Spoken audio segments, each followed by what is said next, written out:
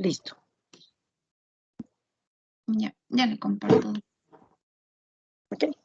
¿Quién es la expositora hoy? Jessica Gómez. Espérenme un ratito. Me avisan si se comparte. Hoy vamos a ver la primera parte de estrés respiratorio, ¿verdad? Sí, Muy bien. Entonces, ¿qué es importante en cuanto a dificultad respiratoria? Que nosotros tengamos claro que la dificultad respiratoria se presenta por problemas pulmonares, por problemas cardíacos, por problemas infecciosos, metabólicos. Sin embargo, en esta vez vamos a hablar específicamente de los problemas de dificultad respiratoria secundarios, o sea, o los que tienen base pulmonar. Uno de ellos y el primero, vamos a ver enfermedad de membrana hialina. Esta patología se presenta con mayor frecuencia en el prematuro, pero no es selectiva del prematuro, no es exclusiva del prematuro. ¿Sí? Necesito que por favor estén muy atentos. Esto de estrés respiratorio es bastante importante y necesito que nos pongamos todos muy atentos, ¿de acuerdo? Comencemos, por favor, Elizabeth. ya. Buenos días, doctora. Buenos días, compañeros. El día de hoy les voy a exponer sobre la primera parte del síndrome de distrés respiratorio. Antes de empezar, es importante, como mencionó la doc, diferenciar las dos patologías que les voy a explicar sobre enfermedad de membrana hialina y la taquimia transitoria. Que principalmente la enfermedad de membrana hialina va a predominar en lo que son los pacientes prematuros, pero también puede presentarse en los recién nacidos a término, mientras que en la taquimia transitoria va a predominar en los recién nacidos a término, ¿no? Entonces, para empezar, voy a hablarles acerca de lo que es el desarrollo pulmonar. Esto es muy importante y es fundamental comprenderlo para poder ver después la fisiopatología del síndrome de estrés respiratorio. Entonces, aquí nosotros vamos a tener lo que es el desarrollo alveolar fetal normal. Vamos a empezar con lo que es el periodo embrionario. Se va a dar aproximadamente a los 26 días de gestación y va a comenzar con la aparición del pulmón fetal, principalmente con esta protuberancia que va a aparecer en lo que es a nivel del intestino anterior, ¿sí? Y se va a dar también a partir de los 33 días de gestación lo que son los primeros bronquiolos, los primeros broncos principales, ¿no? Entonces, de ahí vamos a pasar a la etapa pseudoglandular. Esta se va a comenzar o va a ocurrir entre la semana 5 a la 16 y van a ocurrir lo que son entre 15 a 16 generaciones de ramificaciones de las vías aéreas. En otras literaturas mencionaba de 15 a 20. ¿Sí? En esta va a principalmente a ver lo que son los bronquios segmentarios principales y va a terminar en lo que son los bronquiolos terminales, como podemos verificar aquí, ¿no? De ahí nosotros vamos a pasar a la etapa canalicular. Esta va a tener que se da desde la semana 15 a la 25 de gestación. Y aquí, ¿qué es lo principal? Que va a ocurrir lo que es la transición de un pulmón previable a un pulmón viable, ¿sí? Entonces, aquí nosotros también vamos a ver que ya el pulmón puede ser potencialmente viable porque ya va a haber lo que es el intercambio de gases también, ¿no? Y a partir después de la semana 20 de gestación va a empezar lo que es la producción de lo que es comienza a diferenciarse las células cuboidales y también a diferenciarse lo que son las células alveolares de tipo 2 con la formación de los cuerpos lamelares y la producción del surfactante, ¿no?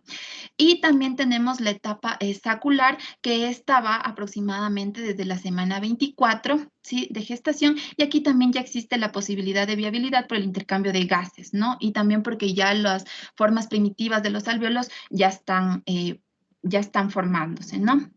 Ya. Y la etapa alveolar, esta va a partir más o menos hasta los 8 a los 10 años de edad.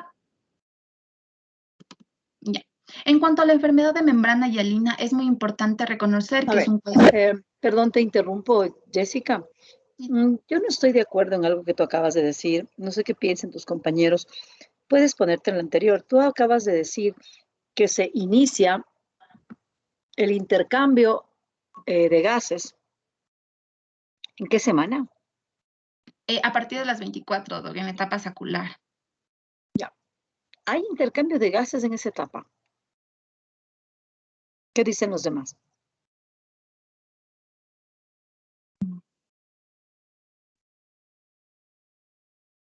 ¿Qué dices, Michael? No, Doc, yo creería que no. Lo que yo Entonces, creo ¿por que qué se no refería a mí. interrumpen? ¿Por qué no opinan? Si yo dejo pasar las cosas, ustedes siguen ahí. Les pido de favor que atiendan, porque la doctora dijo algo que era realmente complejo y ustedes creo que hasta notaron que hay intercambio de gases a esa etapa. ¿Qué es lo que ocurre, Doménica, en esa etapa? ¿Qué es lo que hay?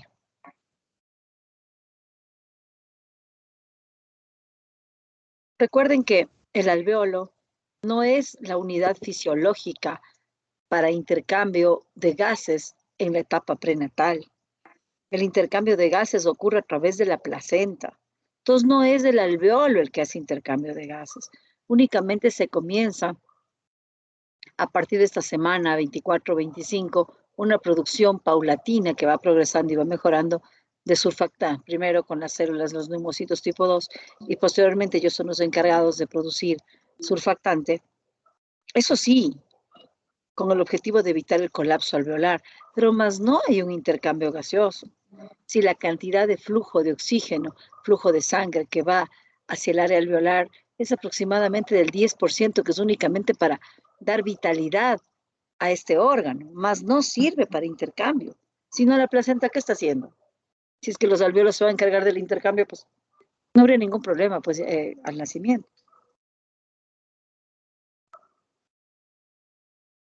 Mm. Sigue, Jessica. ¿Estás clara en lo que estás indicando, Jessica? Sí, doc, ahorita sí. Ok. Listo. Sigamos, por favor. ¿Dónde está? Uy.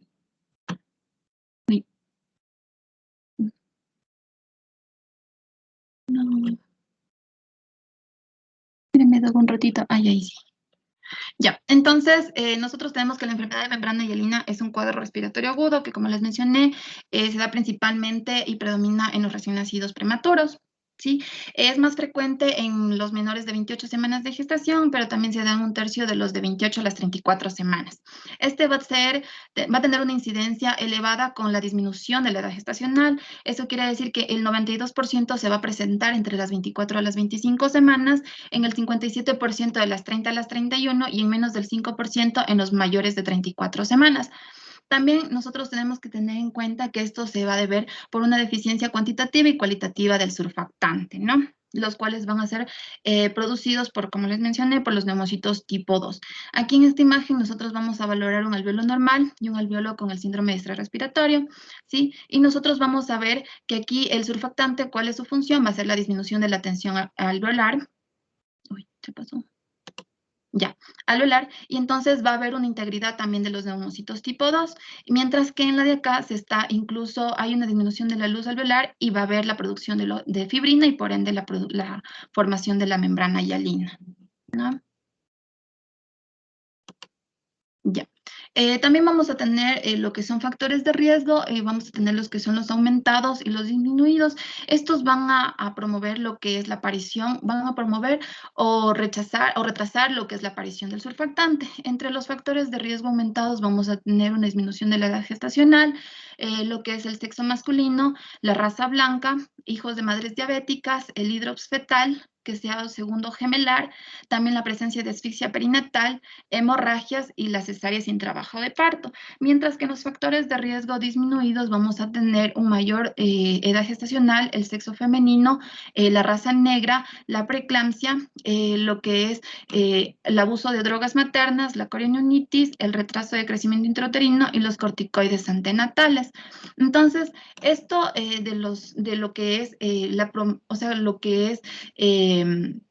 lo que es la aparición de este surfactante se va a dar principalmente por lo que son situaciones de estrés. Entonces, estos factores bien pueden promover la producción de este surfactante, ¿no? En estas situaciones que se pueden presentar. Ya. En cuanto a la fisiopatología, nosotros vamos a tener que principalmente es muy importante valorar lo que son los factores de riesgo y esto se va a dar principalmente por una disminución del agente tensioactivo, del déficit de surfactante. Al haber esta disminución del surfactante, va a aumentar lo que es la tensión superficial alveolar, ¿sí? Y al momento que se produce este aumento de la tensión, va a haber lo que son atelectasias, y estas van a hacer que haya un colapso de la pared alveolar. Entonces, al haber estas atelectasias, lo que va a haber es una disminución de la compliancia, que va a ser una disminución de la distensibilidad del pulmón, ¿sí? Y va a haber lo que es una hipoventilación, va a estar alterado lo que es la relación volumen-presión, ¿sí? Y el niño, en cambio, aquí va a tener un mayor esfuerzo respiratorio. También esto va a provocar, esta alteración va a provocar que haya una hipoxemia y también que esto se refleje como una acidosis respiratoria. Esto va a ocasionar que haya una vasoconstricción pulmonar, lo cual también puede provocar que haya una apertura de la comunicación derecha-izquierda, lo que se va a provocar lo que es un shunt, y también va a ocasionar una hipoperfusión alveolar, la cual va a llevar a una alteración del metabolismo celular. Esto va a ocasionar que haya una mayor permeabilidad vascular, también va a provocar una lesión del endotelio, un edema intersticial, y por ende también va a haber la producción de lo que es la fibrina, y por ende se va a formar lo que es la membrana hialina. En esta imagen nosotros vamos a ver lo que es la formación de la membrana hialina, en el cual vamos a ver el daño alveolar en la fase aguda en esta parte y acá el alveolo normal, ¿no? Entonces, aquí nos mencionaba que en el alveolo los macrófagos iban a secretar lo que son citoquinas, también van a secretar lo que son las interleucinas, como podemos ver la 1, la 8, la 6, la 10, también pueden secretar lo que es el factor de necrosis tumoral, el factor activador de plaquetas, ¿sí? Y estos lo van a hacer de manera local, y esto va a estimular lo que era la quimiotaxis para la activación de los neutrófilos. Aquí podemos ver la activación de los neutrófilos, los cuales van a ser responsables de la liberación de las sustancias reactivas de oxígeno, ¿sí? También de leucotrienos, entre otros, ¿no? Y estas son las que van a amplificar el daño endotelial y epitelial, afectando lo que era a las células celulares tipo 1 y tipo 2. Y entonces ahí es como les mencioné, va a incrementar la permeabilidad del espacio alveolar, y se va a dar lo que es esta fuga de exudado, y se va a dar lo que es el edema inflamatorio, el edema inflamatorio, y por ende la formación de la membrana hialina, como pueden ver aquí esta línea rojita. ¿Sí? Es importante, mija, que ahorita ustedes revisen el dibujo y establezcan las diferencias que muy claramente se ven entre el área alveolar, que está completamente ventilada y perfundida, es decir, está funcionando, y la otra, la del lado derecho, que muestra una superficie alveolar con todos los marcadores inflamatorios, con todas las células dañadas y con la formación de las membranas. Y con ello ustedes pueden ver la disminución de la luz del alveolo. ¿Sí? Entonces, miren, si nosotros entendemos la fisiopatología de este problema, aquí lo que hay es una disminución de la luz alveolar. Entonces, sin duda alguna, en estos pacientes viene muy bien hacer el uso de un mecanismo que se llama PEP, en el que nosotros logramos mantener abierto el alveolo. ¿Sí? Entonces, conociendo eso, nosotros podemos entender cómo ventilamos un paciente con membrana hialina, o cómo asistimos a ese paciente y cómo asistimos al paciente que tiene, por ejemplo, membrana hialina versus el que tiene un síndrome de distrés respiratorio secundario o una taquimia transitoria. Son dos mecanismos totalmente diferentes, porque analizando la hialina está con una luz de.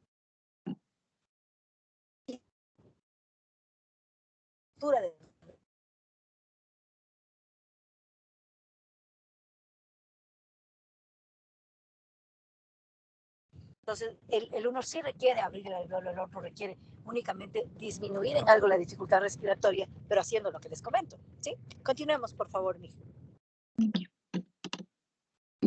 Entonces, a continuación tenemos lo que es el cuadro clínico. Este va a tener un inicio dentro de los primeros minutos u horas después del nacimiento y si no se trata, puede empeorar durante las primeras 48 horas.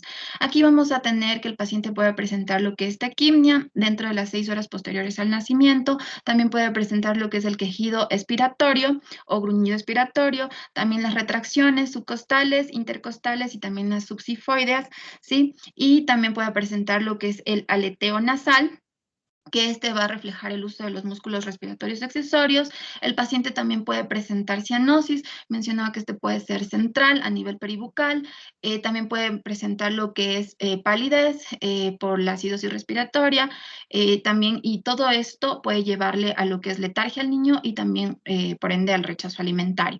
Y por último, también puede presentar lo que es apnea, ¿no? Algo más importante también de mencionar era que Perdón, te interrumpo un momento, Jessica. A ver, tú me dices que va a haber retracciones. En los neonatos solo hablamos de retracciones subcostales. Esas sifoideas, intercostales, nada, de patología es presente en el prematuro.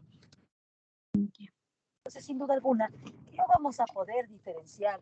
El prematuro tiene un déficit del área muscular, del tejido adiposo. Entonces, de por sí, sin que el paciente tenga un cuadro de distrés, podrá presentar retracción.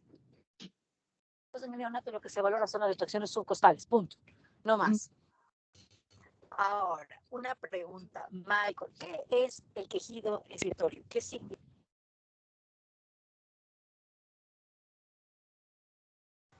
Es el sonido que va a ser producido al momento de que el niño realiza la expiración y bueno, esto nosotros les vamos a poder auscultar.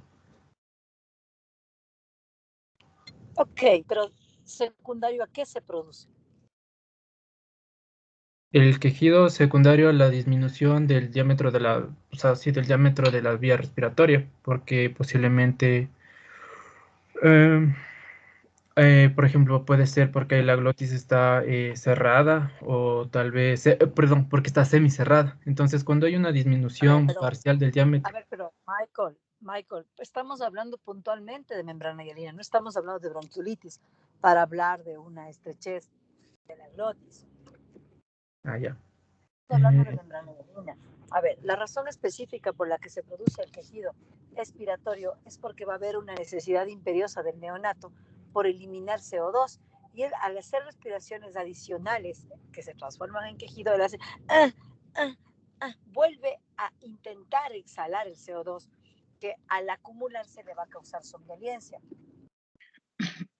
¿De acuerdo? Entonces, el quejido es la necesidad que el paciente, que el neonato tiene, de eliminar CO2, traducido a un sonido, obviamente, expiratorio, un adicional al expiratorio normal. ¿Sí? Listo. Muy bien. Sigamos, por algo más decías.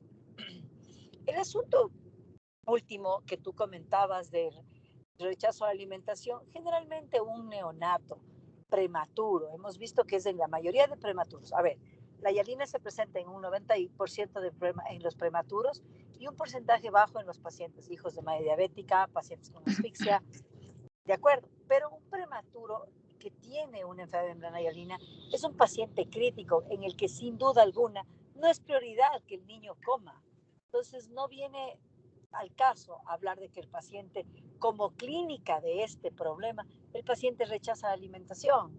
Para nada. Es secundario ahorita la alimentación. El niño va a requerir líquidos intravenosos, mas no va a requerir alimentarse. No está en condiciones de alimentarse.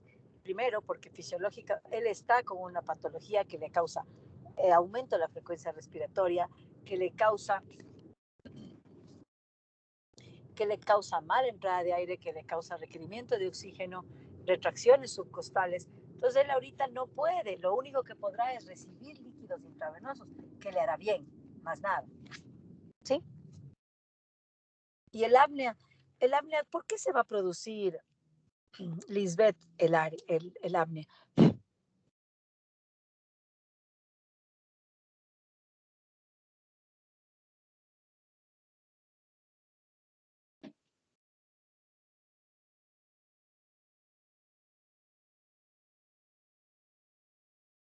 Podría producirse por la falta de acción de los músculos relacionados, Doc, y también por la semiobstrucción que existe, porque está un poco más estrecha la vía respiratoria, entonces no puede... ¿Cuál? ¿Qué parte, según ustedes, está más estrecha?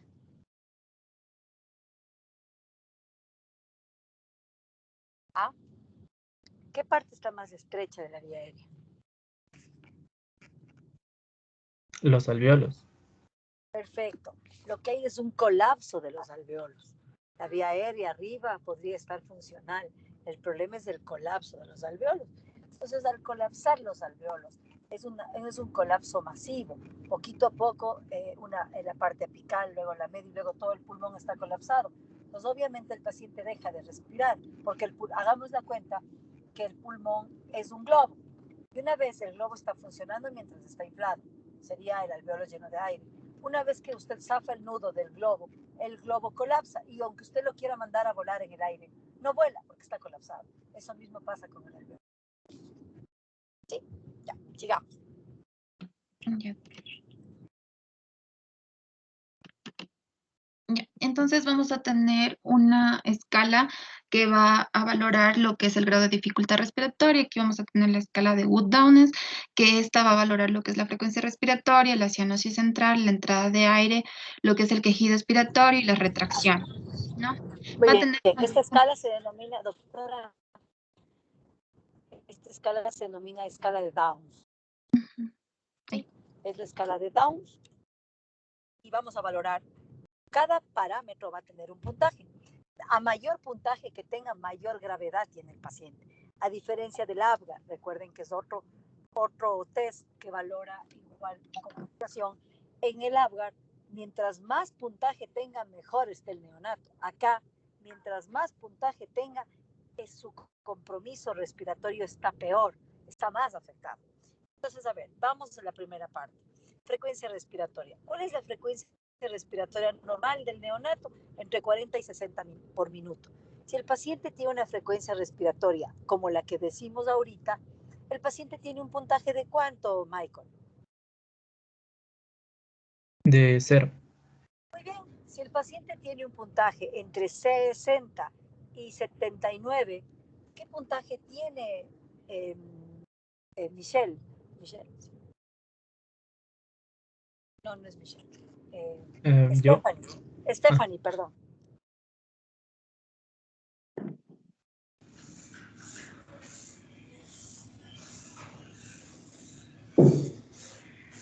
Sería de 1, Doc.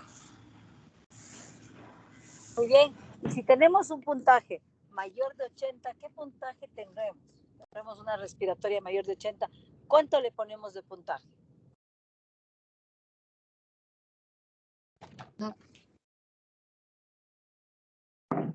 2, Doc. Muy bien, perfecto. Entonces, de esa manera vamos a ver lo que es cianosis. Sigue, por favor, doctora. Ya. Entonces, igual vamos a valorar lo que es la cianosis central. Vamos a dar una puntuación de 0 si es que no presenta, una puntuación de 1 con aire ambiental y una puntuación de 2 con oxígeno al 40% o apneas, ¿no? En cuanto a la entrada de aire, va a tener una puntuación de 0 si es que es buena entrada, 1 si es que es regular y 2 si es que es mala. Y esta se va a dar por lo que está afectado y por lo que hay el colapso alveolar, ¿no? El quejido expiratorio igual va a tener una puntuación de 0, si es que no tiene quejido, 1 si es que es débil o es audible con estetoscopio y 2 si es que es audible a distancia. Y en cuanto a las retracciones, una puntuación de 0 si es que no presenta, 1 si es que son moderadas y 2 si es que son marcadas. Esta puntuación va a tener de 1 a 3 puntos y se la va a catalogar como una dificultad respiratoria leve, en la cual se puede utilizar lo que es oxígeno por cánula nasal. De 4 a 6, una dificultad respiratoria moderada, se puede utilizar lo que es el CPAP.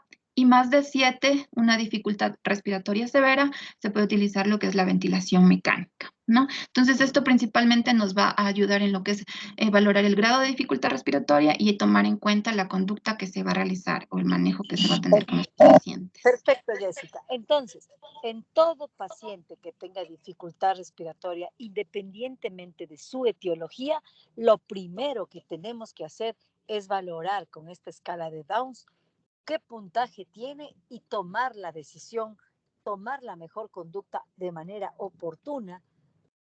Teniendo usted un score de 7, el paciente se ventila en ese rato.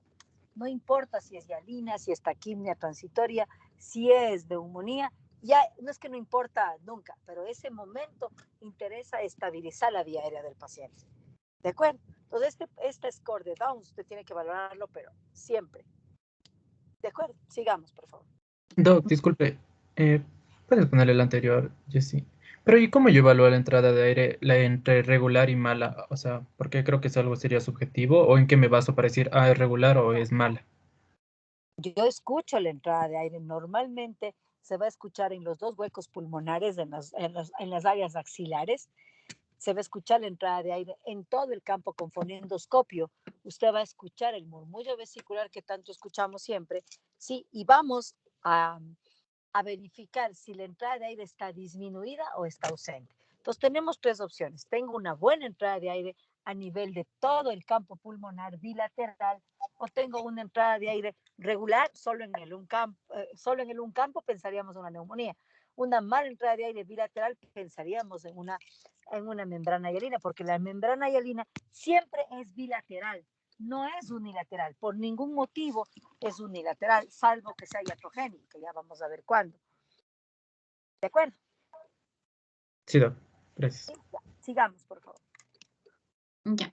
En cuanto al diagnóstico, vamos a tener que valorar principalmente también lo que son los factores de riesgo, la edad gestacional, los antecedentes maternos previos y principalmente también la clínica. Entonces, alguien que me pueda mencionar cuál era el cuadro clínico de estos pacientes. ¿Qué presentaban los niños? Alguien, no sé, cualquiera. Que Iban me a ayude. presentar... Podría presentar. No, di nomás, dame. Ya.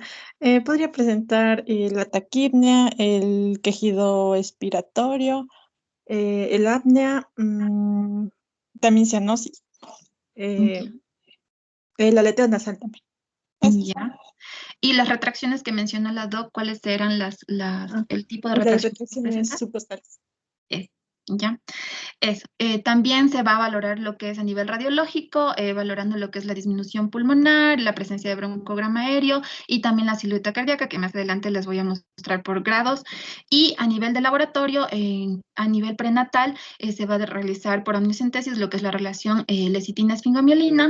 Si tiene una relación 2:1, se va a catalogar como un riesgo bajo y si tiene una relación 1:1 como un riesgo alto. Y a nivel postnatal, lo que es la gasometría, que va a tener la presencia de un pH menos de 7,25, una presión parcial de CO2 mayor de 45 milímetros de mercurio y una saturación de oxígeno menor de 85, catalogándola como una acidosis respiratoria, ¿no? Ya. A nivel radiológico, vamos a tener lo que son 4 grados, ¿sí?, de la enfermedad de membrana hialina. Lo que vamos a valorar aquí también va a ser una imagen reticulonodular que va a ser fina, va a tener un broncograma aéreo que va a ser discreto. Estos no van a sobrepasar lo que es la silueta cardíaca. Vamos a presentar una silueta cardíaca conservada y la radiolucidez pulmonar de igual manera va a ser conservada. A medida que avanza en el grado 2, vamos a tener una imagen reticulonodular que va a ocupar todo el campo pulmonar, ¿sí? El broncograma aéreo va a ser muy visible y este puede sobrepasar lo que son los límites de la silueta cardíaca. También la silueta cardíaca igual todavía se va a mantener conservada, pero la radiolucidez pulmonar va a ir disminuyendo. En el grado 3, en cambio, ya vamos a tener una imagen... Doctora, le interrumpo un minuto. Antes de... Espérenme aquí.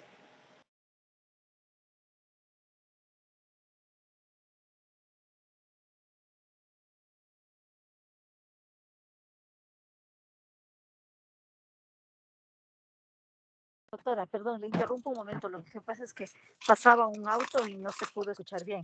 A ver, es importante cuando nosotros identificamos los grados de una membrana hialina, nosotros primero conocer cómo se valora una radiografía normal. ¿Sí? ¿Qué valoramos en una radiografía normal? El volumen y la luminosidad pulmonar. Jessica, ¿cuál es el volumen pulmonar normalmente de una radiografía?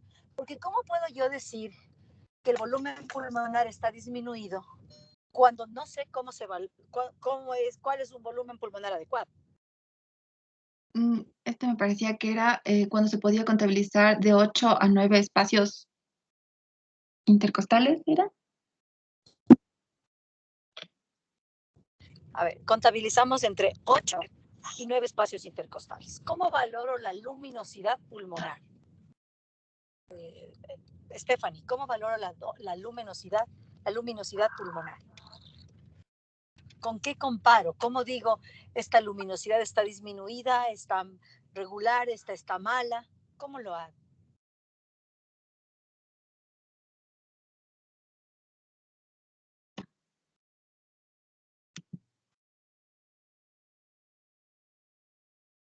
Porque claro, la doctora expositora nos está indicando que valoramos la luminosidad pulmonar, de acuerdo, pero dígame, ¿cómo valoro si es que está buena o mala? ¿Cómo?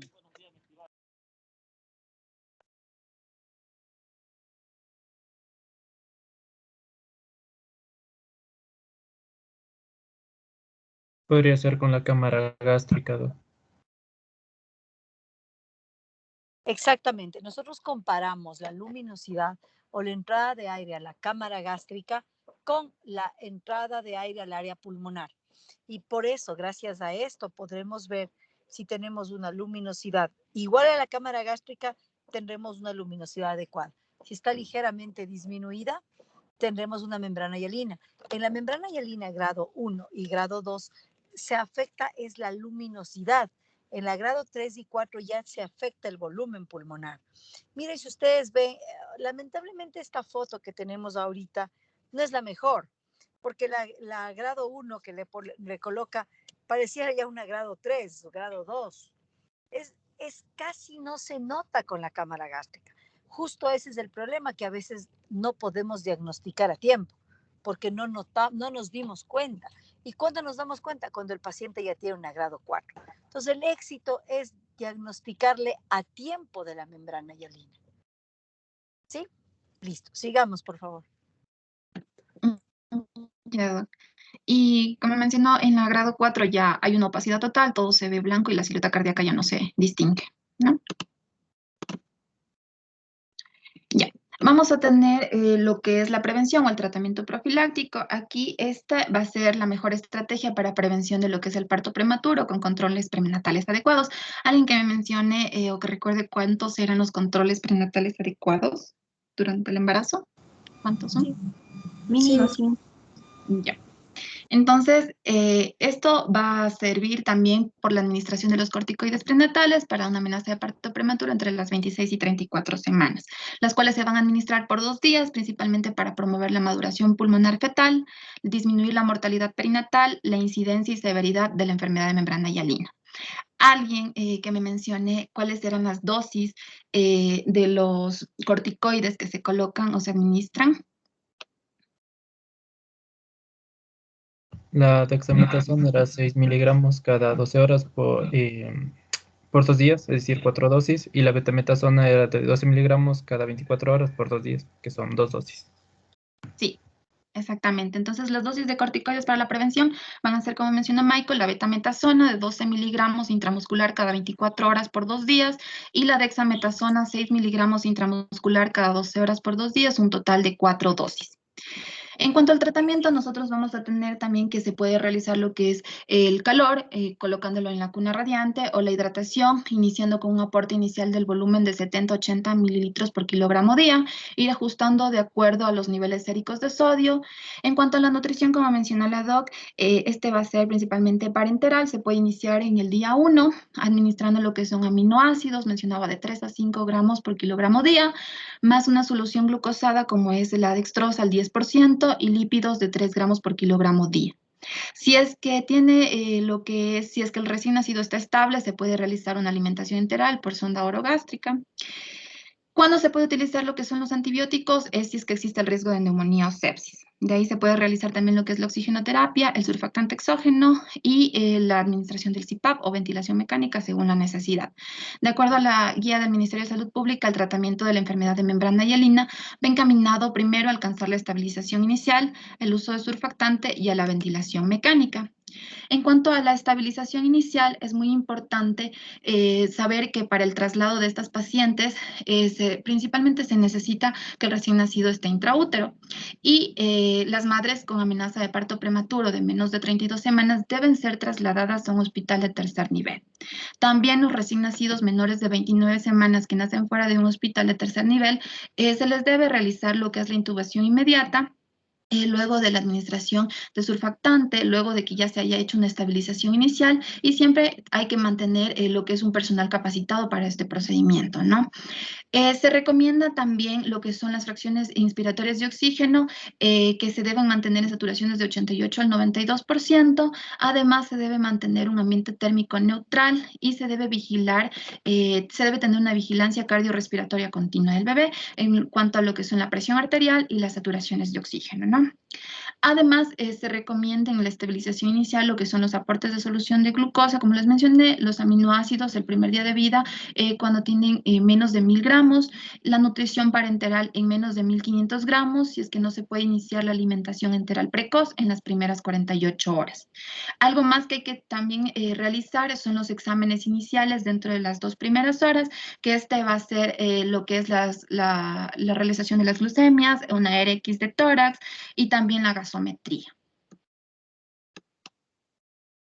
En cuanto al uso de surfactante, nosotros tenemos que tener en cuenta que esto es muy importante para la disminución de la tensión superficial y favorecer los movimientos respiratorios, evitando el colapso alveolar. Vamos a tener un tratamiento precoz. Este se va a recomendar sobre todo cuando ya se ha tenido o ya se ha establecido el diagnóstico en menores de 1500 gramos. También luego del inicio de los síntomas de dificultad respiratoria y todo esto es idealmente antes de las 2 horas de vida. También se recomienda aplicar el surfactante en recién nacidos más de 1500 gramos y se debe ir evaluando la respuesta inicial al uso de CPAP. Mencionaba que el CPAP es el ideal para el manejo de membrana hialina, ¿sí? Ya, también se debe realizar lo que es la estabilización del CPAP con CPAP nasal y luego de la administración temprana de surfactante y posterior extubación a CPAP nasal en recién nacidos prematuro o que tengan signos de síndrome de estrés respiratorio. También se debe realizar una aplicación temprana de la primera dosis durante las primeras 2 horas de vida en un prematuro con enfermedad de membrana hialina y que requieran una FiO2 más del 30%, pero que no lo hayan recibido en sala de partos, ¿no? A Y ver, también, Jessica, algo adicional. A ver, lo importante no es esperar que el paciente tenga clínica para dar surfactante. Vamos a partir del requerimiento. Si el requerimiento de FiO2 en la recepción neonatal es mayor al 30%, usted debe colocar surfactante sin hacer radiografía inicial. No va a tener un diagnóstico radiográfico, el diagnóstico va a ser clínico y por antecedentes. Si usted, la clínica va a ser similar en taquimia transitoria, en membrana hialina, en neumonía, solo en síndrome de aspiración meconial, usted va a tener la opción de no dudar del diagnóstico. Sin embargo, cuando nosotros hablamos de un paciente con membrana hialina, la principal acción que usted debe tomar es, primero, si requiere una FiO2, una concentración de oxígeno mayor al 30%, colocamos surfactante. Si es que el paciente necesita surfactante, el paciente se queda en ventilación invasiva. El método de Ensure que se usaba hace bastante rato, que se colocaba surfactante, se extubaba al paciente y se colocaba en CPAP, está descontinuado, no lo debemos realizar, puesto que se ha relacionado más con hemorragias cerebrales. No nos conviene hacer intubación, extubación y volver a intubar, no es lo adecuado. ¿Sí? Entonces, lo que le va a hacer decidir es la FiO2, 1, 2, la edad gestacional del paciente. La clínica no. Si usted espera que el niño tenga retracciones, tenga una gran taquimia, tenga colapso, va a ser simplemente cuando el paciente ya presentó un colapso alveolar. Importante, lo ideal es que usted o coloque surfactante o coloque CPAP. El uso del CPAP precoz disminuye el uso de surfactante. y consigo se disminuye el riesgo de hemorragias pulmonares. Entonces, lo importante es que usted coloque inmediatamente al nacimiento, viene a ser primario antes que secarle, usted le seca la cabecita y coloque el dispositivo del CPAP. Con eso evita el colapso de los alveolos. Y de ahí usted valora la frecuencia, valora el score y decide si el paciente se ventila invasivo y decide si usted coloca o no surfactante. ¿De acuerdo? Entonces no voy a esperar la clínica, voy a colocar de un surfactante. ¿Sí? Algo que decías, ya. Está muy bien lo de acá. Si nosotros tenemos, obviamente, como yo les había dicho, vamos a ver lo general, lo que a usted le va a servir en la rural. Entonces, lo importante será que usted detecte los factores de riesgo y el paciente sea transferido intraútero. No le conviene para nada recibir a un paciente en la rural con uno de 1.500 o menos de 1.500. Eso es de manejo de tercer nivel. Y usted tener un paciente como ese no le conviene para nada. No porque usted no tenga la capacidad en ese momento, sino porque no va a tener insumos, no va a tener ventilador, no va a tener surfactante, no va a tener un catéter umbilical que sin duda el paciente va a necesitar. Entonces, lo ideal, detecta factores de riesgo y realiza la transferencia inmediata. Transferencia intraútero es la mejor para el paciente y de hecho para la madre. Sí. Listo. Continuemos, por favor. También se recomendaba en todo recién nacido prematuro menor de 28 semanas, yo que tengo un peso menor de 1.000 gramos, ¿no? Y en menores de 1.000 gramos que hayan requerido intubación durante los primeros 15 minutos de vida, pero que no hayan recibido corticoides prenatales. También la primera dosis se recomendaba en recién nacidos prematuros mayores de 28 semanas con un peso entre 1.000 y 1.500 gramos, que tengan una sospecha de enfermedad de membrana hialina, ¿sí? Y que tengan una FiO2 mayor al 40% en CPAP. Ya. También tenemos el tratamiento profiláctico que nos mencionaba que esta es la administración inmediata del surfactante exógeno antes de establecer un diagnóstico de enfermedad de membrana hialina. Este se recomendaba en recién nacidos con un peso menos de 750 gramos y si se puede garantizar una administración con sistema seguro de ventilación manual que incluya manómetro para medir la presión de ventilación. En cuanto a las dosis subsecuentes, nos mencionaba que estas deben... Por lo general, se da en los pacientes que persistan con requerimientos altos de oxígeno y o ventilación mecánica y que se debe ir evaluando cada 6 horas. La segunda dosis se puede administrar en recién nacidos prematuros que tienen una FiO2 más del 30% y una presión media de la vía aérea más a 7 centímetros de agua y también una RX de tórax compatible con una enfermedad de membrana hialina. Y la tercera dosis si se mantienen las mismas condiciones anteriores luego de 8 horas de la segunda dosis. En cuanto a las dosis de los surfactantes, vamos a tener el Poractant de 2.5 mililitros por kilogramo dosis intratraqueal, seguido de 2 dosis subsecuentes de 1.25 mililitros por kilogramo dosis a las 12 horas. También tenemos otro que es el Calfactant, que es la dosis inicial de 3 mililitros por kilogramo dosis intratraqueal, seguido de 3 dosis subsecuentes de 3 mililitros por kilogramo dosis con un intervalo de 12 horas. Y el Veractant, que es 4 mililitros por kilogramo dosis intratraqueal y se pueden repetir hasta 3 dosis con intervalo de 6 a 8 horas. Y en cuanto a la ventilación mecánica, nosotros tenemos que como objetivo esto es lograr una oxigenación y ventilación adecuada, evitando el trauma por presión, volumen y oxígeno en aquellos pacientes con falla respiratoria. Este se va a recomendar en recién nacidos mayores de 27 semanas que respiren espontáneamente y requieran oxígeno menos del 30%. Además, se debe considerar uso de CPAP profiláctico con presión de 5 a 7 centímetros de agua y una FiO2 hasta el 40%. Y también en recién nacidos que cursen con síntomas de dificultad respiratoria conectado a un CPAP profiláctico que no logre saturaciones de oxígeno mayor al 88%, una presión de oxígeno más de 50 milímetros de mercurio con FiO2 hasta 40%. Algo muy importante también es que se recomienda que los objetivos gasométricos durante la ventilación mecánica sean que haya una normoxemia entre 50 a 60 milímetros de mercurio para el recién nacido prematuro y entre 50 a 70 milímetros de mercurio para el nacido a término o próximo a término. También que haya normocapnia en sangre arterial entre 35 y 50 milímetros de mercurio y que tenga un pH mayor a 7.20 para el recién nacido prematuro extremo y entre 7.25 y 7.45 en el moderado o tardío.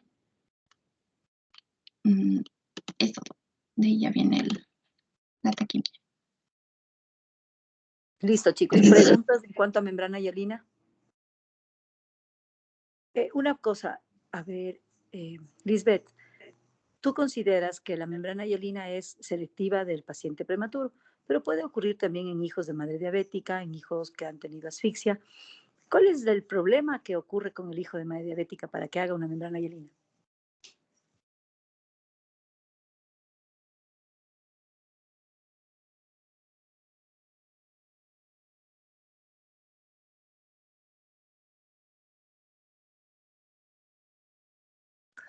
¿Alguien que le ayude a María José, tú?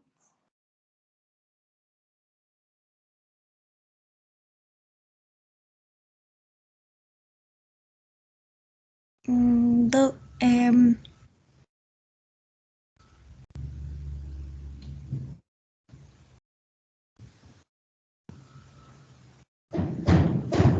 la verdad, Doc, no ¿Alguien sé. que le ayude?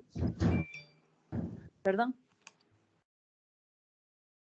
Doc, esto sería porque las madres que utilizan insulina, la insulina va a hacer que haya un bloqueo de la producción de surfactante. Eso también era como un factor de riesgo. Normalmente la madre que tiene un diagnóstico de diabetes gestacional no controlada va a tener altos niveles de insulina. Y la insulina tiene la capacidad de producir de bloquear la producción del surfactante, pero no completamente. Entonces produce un surfactante de mala calidad. Sí, es esa la razón. Por esa razón el paciente hijo de madre diabética debe ser tratado inicialmente con el fin de evitar el colapso alveolar. Entonces, en este paciente, de acuerdo al score, vamos a colocar CIPAP precoz. El hijo de madre diabética es un paciente de mucho cuidado, así sea término. Si es hijo de madre diabética, tiene un riesgo alto de presentar membrana hialina. Ahora vamos a ver, en cuanto a la estabilización final, en resumen, ¿qué es importante? Líquidos intravenosos, si podemos utilizar NPT en las primeras 24 horas está bien. Líquidos intravenosos, evitar hipoglicemias, mantener la vía respiratoria adecuada, evitar que el paciente haga hipotensión, ¿de acuerdo? Porque vamos a disminuir el flujo a nivel pulmonar y eso va a producirnos hipertensión pulmonar. Recuerdan lo que habíamos visto en RCP, una disminución de oxígeno a ese nivel va a producir vasoconstricción de los vasos pulmonares. Entonces va dirigido a eso. No a incrementos de volumen. Recuerden que el prematuro es un paciente muy susceptible a volumen. Se puede producir aperturas del ductus, se pueden producir aperturas del ductus cuando nosotros cargamos de volumen. Entonces, lo ideal es manejar las presiones arteriales y si el paciente así lo requiere, modificar, añadir inotrópicos, más no incrementar el volumen, ¿sí? Eso por cultura general nada más quiero que sepan. No vamos a profundizar en qué tipo de inotrópicos, ni dosis, ni nada, porque eso ya es la especialidad y no voy a hacerles bolas con eso. ¿De acuerdo? Ahora veamos, quiero que hagamos una pausa. Ahorita descansen 5 minutitos y regresan. Ya vayan a tomar una agüita y regresan. Sí. Ya. Listo, Doc.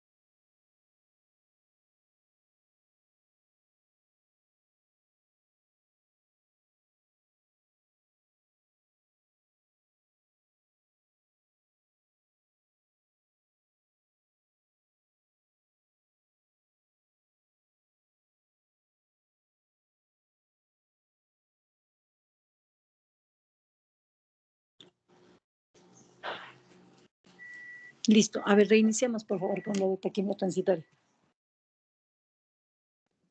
Ya le comparto.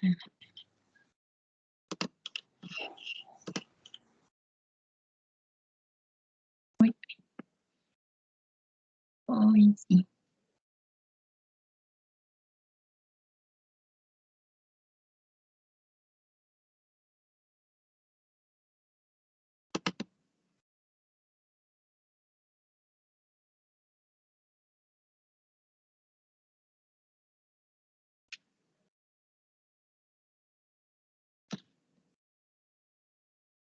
Ya, ahí sí pueden ver. Sí, está bien. Ya. Entonces, continuando con lo que es la taquimia transitoria, vamos a ver que este es un trastorno pulmonar parenquimatoso caracterizado por edema pulmonar resultante de la reabsorción y eliminación tardías del líquido alveolar fetal. Este va a ser benigno y autolimitado y se va a dar principalmente en los recién nacidos a término. También nos mencionaba que podía presentarse en los prematuros tardíos que van desde las 34 hasta menos de las 37 semanas. Es más común en el sexo masculino y en niños después de una cesárea. Tiene Muy una bien. A ver, incidencia. añadamos algo, Jessica. A más del paciente a término, el paciente post-término también puede presentar una taquimia transitoria. El a término y el post-término son los de mayor frecuencia. Sí, y podemos hablar de un retardo de eliminación del líquido alveolar, sí, pero no aún de un edema pulmonar. No va a ser un edema, es una eliminación, como tú bien dices, es una eliminación tardía, es un trastorno benigno, autolimitado, es decir, más o menos de 72 horas el problema se debería resolver. ¿Sí? Tomen en cuenta algo, si el problema en 72 horas no se resuelve, no es una taquimia transitoria. Normalmente el paciente presenta, de lo mal que está, mejora a las 12 horas, a las 24 mejora un poquito más. Ahí considero que es una taquimia. Si el paciente a las 24 horas de su ingreso está igual o peor, consideren un segundo diagnóstico y pensar en la opción de que hay algo añadido, como una neumonía, como que hizo una membrana hialina o algo adicional que se confirmará radiográfica y clínicamente.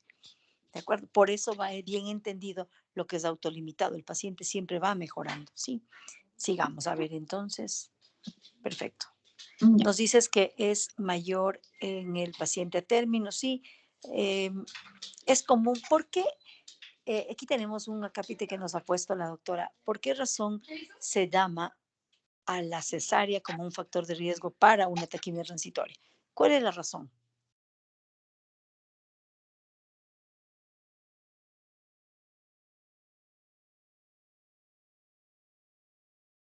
Jessica, ¿tú qué opinas? Sería, o sea, de lo que leí mencionaba que esto era un riesgo, las cesáreas selectivas, porque a veces no se cuenta con la edad gestacional exacta y puede haber un problema y por eso no se recomienda las cesáreas antes de las 38 semanas, sino a partir de las 39. También A ver, porque... de acuerdo en esa parte, pero nosotros debemos tomar en cuenta que la cesárea planificada a tal hora, tal día, etcétera, ese es el problema cuando no tenemos actividad uterina previo el procedimiento quirúrgico.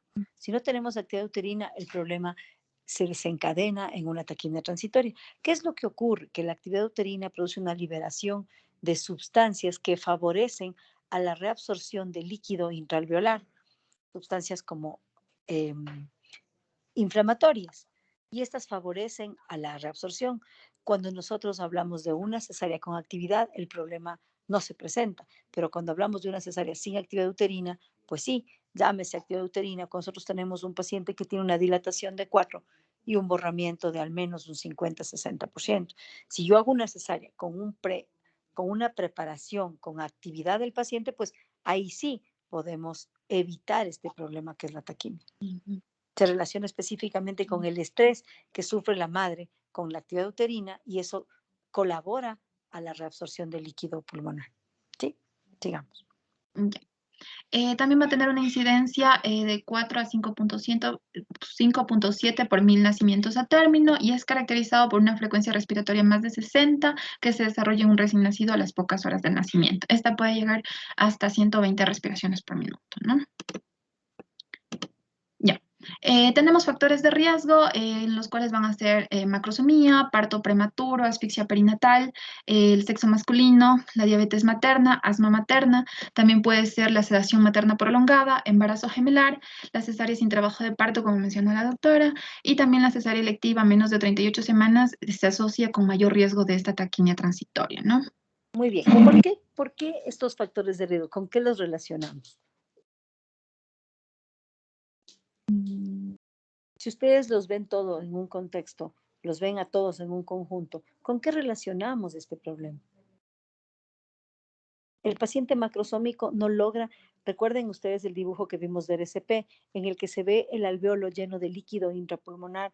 Posteriormente, cuando el paciente nace, se va a producir la interfase aire-líquido y el paciente macrosómico tiene dificultad para salir, entonces no va a tener el primer llanto vigoroso, el primer llanto eficaz que debería tener para realizar una eliminación y una transición adecuada. Esto ocurre en el macrosómico, ocurre en el paciente asfixiado, ¿por qué en el paciente de género masculino? ¿Qué pasa con los andrógenos, Michael?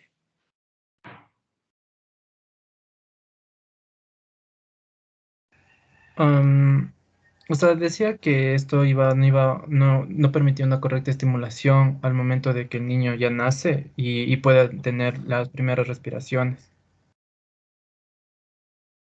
No entiendo.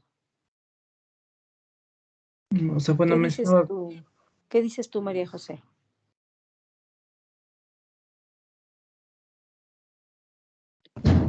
No sé, doctor, tal vez tiene alguna relación con los estrógenos. ¿Los hombres tienen estrógenos? Pues no los tienen, doc, por eso le digo, tal vez no tiene relación con esto. El punto importante el punto de relevancia son los andrógenos. Los andrógenos son capaces de inhibir la producción de surfactante eventualmente y consigo producir una alteración en los canales de cloro y de sodio y consigo la taquimia transitoria. Este problema en los pacientes de género masculino es mayor hasta cuando hablamos de membrana hialina por el bloqueo de la producción de surfactante. Por eso verán, nosotros tenemos una hoja de riesgo en la que tiene 3 puntos más, ¿sí?, el paciente de género masculino. Pese a que tenga la misma condición, hijo de una madre con preeclampsia, cursa las 34 semanas, un paciente es de género masculino, el otro de género femenino, posiblemente el uno va a requerir surfactante y el otro no. El uno va a requerir ventilación invasiva y el otro va a requerir únicamente CPAP. Es por eso el manejo y el factor de riesgo incrementa en el género masculino. ¿Sí? Acá igual la diabetes materna, lo que habíamos dicho, la sedación materna prolongada, por la misma razón que vimos en lo primero. El paciente está bajo el efecto de sedación de la madre y no puede realizar un llanto vigoroso. El embarazo gemelar igual no va a ser, generalmente los embarazos gemelares, casi un gran porcentaje de ellos son prematuros. ¿Sí? La cesárea sin trabajo de parto es lo que habíamos hablado. La cesárea electiva. Perfecto, sigamos, por favor. Ya. En cuanto a la fisiopatología, aquí nosotros vamos a ver que principalmente se va a dar por un retardo en la eliminación del líquido pulmonar al nacer, el cual va a estar mediado por mecanismos de transporte de membrana de forma activa. Entonces, en la vida fetal estos van a producir lo que es el líquido pulmonar al final de la gestación y al momento del nacimiento estos por estímulos hormonales van a hacer que esto se modifique y que se produzca la absorción de este líquido. Aquí nosotros vamos a ver en este gráfico, en esta parte, la Perdón, producción del líquido, la absorción. No se te escuchó, no sé si los demás tuvieron esa interrupción. No se te escuchó, Jessie. Ya. Bueno, les mencionaba que esto principalmente se va a dar por un retardo en la eliminación del líquido pulmonar al nacimiento y se va a dar por mecanismos de transporte en forma activa. Estos, los cuales mismos van a hacer que en la vida fetal produzcan lo que es el líquido pulmonar, pero al final de la gestación y el nacimiento, estos estímulos, por estímulos hormonales, también van a hacer que esto se modifique y que se produzca la absorción de este líquido pulmonar. En esta imagen, nosotros vamos a ver en el lado A la producción de líquido y en el lado B la eliminación del líquido pulmonar.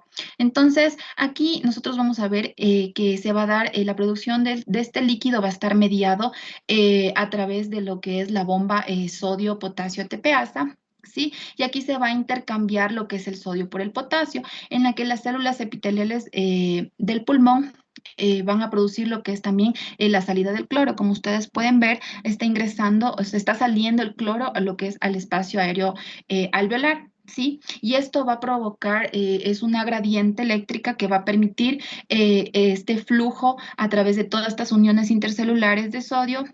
Y en forma pasiva, el cloro y el agua, cuando ingresan al espacio, se va a formar lo que es el líquido pulmonar continuamente, ¿no?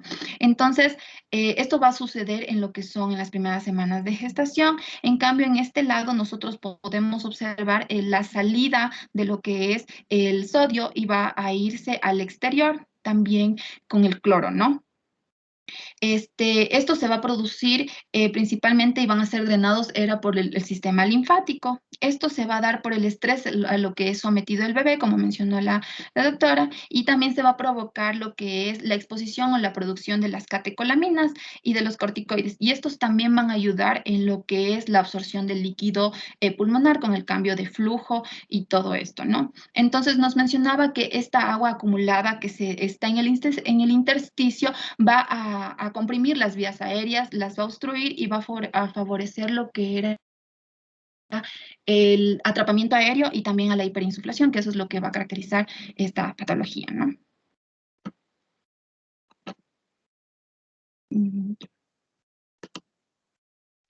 Ya. En cuanto al cuadro clínico, nosotros vamos a ver que se va a presentar dentro de los primeros minutos o horas después del nacimiento y va a presentar lo que es taquimnia. Esta va a ser característica en una de 60 a 120 respiraciones por minuto. También va a presentar lo que es el aleteo nasal, los gruñidos expiratorios. En cuanto a los gruñidos expiratorios, mencionaba que estos normalmente desaparecen en menos de las 2 horas de lo que ya después del nacimiento, pero si es que estos gruñidos expiratorios persisten más de 2 horas, ya se puede considerar una taquimia transitoria. También vamos a presentar lo que son retracciones, pueden haber lo que son intercostales, subcostales y supracostales, estas van a ser leves. También puede presentar lo que son crepitantes, va a tener lo que es la presencia de pecho en forma de barril. También mencionaba que el hígado y el vaso pueden palparse por debajo de lo normal, por debajo del margen costal, y esto va a ser debido a la hiperinflación pulmonar, como se los mencionó en la fisiopatología, ¿no? También van a tener un diámetro aumentado anteroposterior, pueden presentar taquicardia y también cianosis, pero no es muy frecuente. También la taquimia transitoria puede ir de leve a moderada y son sintomáticos durante 12 a 24 horas, pero si es que los signos pueden persistir hasta 72 horas en casos graves. Y como mencionó la doc, ya a partir de la resolución puede darse hasta las 72 horas y si no, no se trata de una taquimia transitoria. Ya. Nosotros vamos a tener, al igual que en la enfermedad de membrana hialina, un score para valorar el grado de dificultad respiratoria. En este caso vamos a tener las escalas de Silverman, en la cual vamos a tener que valorar la disociación toracoabdominal, las retracciones intercostales, la retracción subsifoidea, el aleteo nasal y el quejido expiratorio, ¿no? Entonces, aquí nosotros vamos a tener... Doctora Jessica, te interrumpo un minuto. No es bueno que nos confundamos con los scores. Es suficiente el score de Downs. Este score vamos a aplicar para todas las patologías respiratorias neonatales. Si tú ves el score de Silverman que nos estás presentando, son para lactantes, no para neonatos. Porque mira, lo importante que es valorar entrada de aire, valorar retracciones, valorar frecuencia respiratoria. No me conviene, las retracciones del aleteo nasal no son de relevancia. Únicamente se va a hablar del score de Downs. ¿Sí? Si puedes, vuelves a poner el score de Downs o ya sabemos si podemos pasar. Pero el de Silverman nos conviene hablar cuando tocamos el paciente lactante, porque como tú ves, aquí los parámetros son diferentes. Son diferentes. Disociación toracoabdominal, retracciones subcostales, aleteo nasal, a la hora no es lo importante. Si aquí va a seguir siendo importante la entrada de aire, la taquimia, porque tú con la taquimia puedes cuantificar qué puntaje le das al paciente. ¿Sí? Sí. Muy bien, sigamos. Sáltate nomás el Anderson. Ya, vamos a tener el diagnóstico. El diagnóstico principalmente vamos a tener que valorar lo que son los factores de riesgo y también lo que es la taquipnia, que iba de 60 a 120 respiraciones por minuto, ¿no? También se debe valorar lo que es a nivel laboratorio, se puede realizar lo que es un hemograma y hemocultivo para descartar una infección o sepsis, y la gasometría arterial, la saturación de oxígeno que pueda estar baja o tener algún síntoma más grave, ¿no? Ya, el En cuanto a diagnóstico, al igual que lo que hemos visto, el diagnóstico es antecedentes, sí, Ujú. antecedentes y clínica. Miren, en la clínica sí manda, porque este paciente puede tener una frecuencia respiratoria que puede llegar hasta 120, lo cual no pasa en la membrana hialina. Sí, sigamos. En cuanto al diagnóstico radiológico, nosotros podemos observar aquí, por ejemplo, en los círculos blancos vamos a encontrar lo que son las marcas vasculares periliares, que pueden ser prominentes. También puede haber lo que indica la flechita, líquido en las fisuras o cisuras y en los ángulos costofrénicos. También puede presentar edema de tabiques interlobulillares, hiperinflación y el ensanchamiento de los espacios intercostales. Aquí en esta imagen ustedes pueden observar la silueta cardíaca. También mencionaba que puede ser un signo del corazón peludo porque se ven estas líneas alrededor del corazón, ¿no? A ver, aquí lo importante que es importante añadir, perdón la redundancia, es que las cúpulas del diafragma se encuentran planas. ¿Por qué? Porque el alveolo se encuentra lleno de aire y agua. Entonces el alveolo está sobredistendido y eso hace que se incremente el volumen pulmonar, disminuya ligeramente la luminosidad. Ustedes se fijan en las cúpulas de la radiografía del paciente con hialina, son cóncavas porque tenemos disminución del volumen pulmonar, en tanto que en esta son casi planas. Y el paciente clínicamente va a tener un tórax dentonel, va a tener una respiración superficial porque él no puede inspirar profundo porque sus alveolos están llenos de agua. ¿Sí? Pásate, por favor. Ya. En cuanto a la prevención, nosotros tenemos que iba a afectar a los nacidos de término y prematuros tardíos, también a los mayores de 35 semanas. La administración antenatal de esteroides en cesárea programada se da a partir de la semana 37 y se asocia con disminución de la admisión del recién nacido por dificultad respiratoria. También que la realización de cesárea con o sin trabajo de parto a menos de las 38 semanas aumenta el riesgo de taquimia transitoria. Y el principal factor de riesgo en el caso de cesárea electiva es la interrupción prematura del embarazo, ¿no? Y también era que no se recomendaba usar corticoides antenatales en mujeres gestantes con cesárea electiva antes de cumplir las 38 semanas como de medida de prevención. En cuanto al tratamiento, nosotros tenemos que el tratamiento básico es de soporte, se debe usar lo que es oxígeno para mantener la saturación sobre el 90%. Si es que el recién nacido requiere más del 40% de la FiO2 con signos de dificultad respiratoria, se debe manejar con apoyo de CPAP nasal, ventilación no invasiva u oxígeno por alto flujo, con mezclador de aire-oxígeno para mantener la FiO2 conocidas, ¿no? También nos mencionaba que no se recomienda utilizar furosemida por el riesgo de tener trastornos del balance hídrico. Algo muy importante también es que en la nutrición, si es que él tiene una frecuencia respiratoria más de 80, el paciente se mantiene en NPO, nada por vía oral, y los líquidos intravenosos deben ser solución glucosada o dextrosa al 10%, que deben comenzar con 60 a 80 mililitros por kilogramo día. Perfecto, 60 a 70 cc kilo día, ¿no? Mientras menos volumen demos, pero obviamente dar un volumen restringido, pero manteniendo una vigilancia de los balances, de que el paciente no presente signos de deshidratación como son que el paciente se ponga taquicárdico, que el paciente se ponga con una disminución de la diuresis o hipotenso. Tiene que hacerse la vigilancia de los signos compatibles con deshidratación, porque el paciente normalmente requeriría entre 70 a 80 cc kilo día, pero lo ideal es comenzar con 60 cc kilo día. Se queden en EPO líquidos, es ideal tenerlo de cúbito ventral en una incubadora y no molestar. Mientras menos le molestemos, pues mejor. Acuérdese en el tratamiento, si el paciente no mejora, no es una taquimia transitoria. ¿Sí? Creo que ahí se termina, ¿no? Sí, Doc. Y mencionaba que menos de 80 frecuencia respiratoria se puede dar por zona nasogástrica o la alimentación entera lentamente con aumentos progresivos en el volumen. Eso. Listo.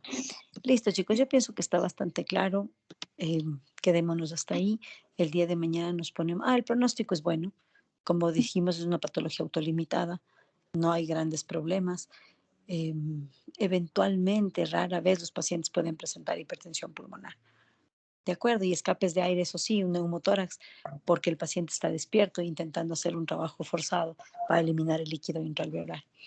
De acuerdo, entonces quedémonos ahí. El día de mañana continuamos en horas de la mañana con la siguiente parte, que es neumonía y síndrome de aspiración meconial. Doc, le voy a pedir un favor. Lo que pasa, nosotros tenemos el día de mañana una práctica de reanimación neonatal. Entonces, en las horas de la mañana no podemos tener la clase, Doc. Ok, no hay problema, nos ponemos de acuerdo para atender en horas de la tarde, ¿ya? Y en tal caso podríamos hacerlo muy tarde, Doc, porque también tenemos clases en la tarde.